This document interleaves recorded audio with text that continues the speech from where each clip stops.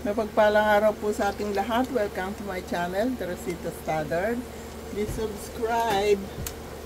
May message ako ni Ron. Gusto raw niyang kumain ng pansit. Kaya, ayan po. Magluluto ako ng pansit canton. Nagsasawa na ako sa bihon. May hipon. Gusto raw niya may hipon. Konting repolyo, konting carrots, konting beans, at saka yung pinaglagaan po ng chicken. Kaya, ayan na po, niluluto ko na siya. Ilagay ko na rin po yung hipon.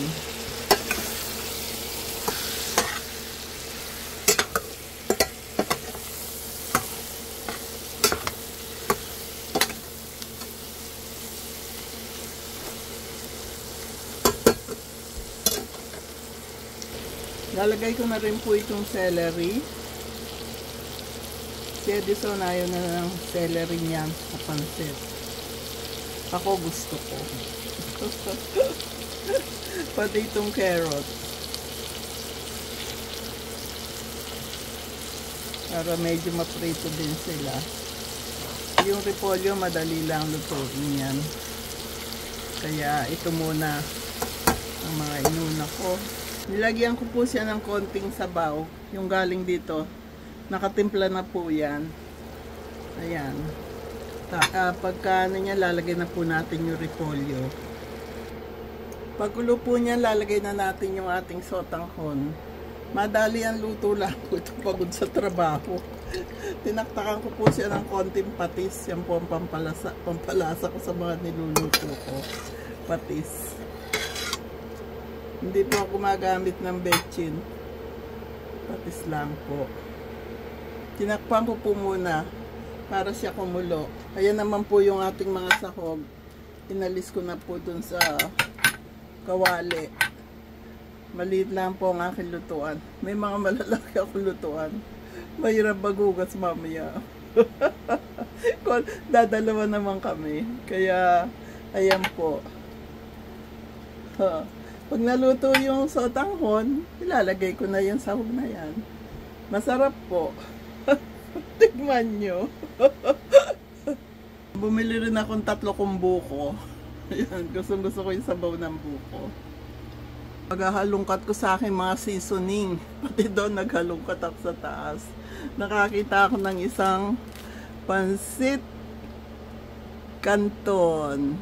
Lalagay ko siya para maglasa naman pansit canton. Ito aking pansit canton. Masarap na siya, tinikman ko.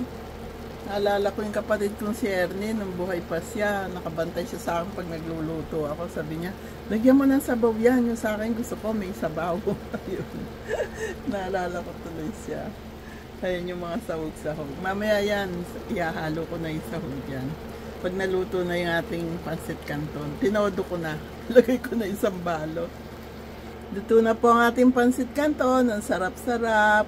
Sana nandito kayo para mapatikman ko sa inyo. Parang ano lang yan. Minadaling pansit canton. Mapagbigyan lang si Ron. Gusto niya ng pansit canton. Ayan ang pansit canton. Ayan na po ang ating masarap na pansit canton.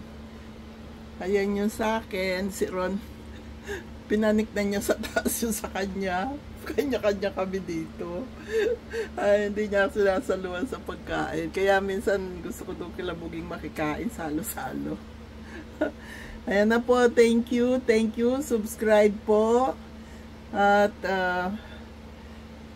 magkita-kita tayo sa ating live stream Sabado 8 AM Philippines time. Ayan na po ang ating masarap na pansit canton. Minadaling pansit canton. Galing sa trabaho, pagod. Kaya, ayos din naman po. Kaya thank you po. Thank you. I love you all. Happy day, happy night, happy life, peaceful, healthy, and blessed world to all. Masarap na pansit canton ng dinner.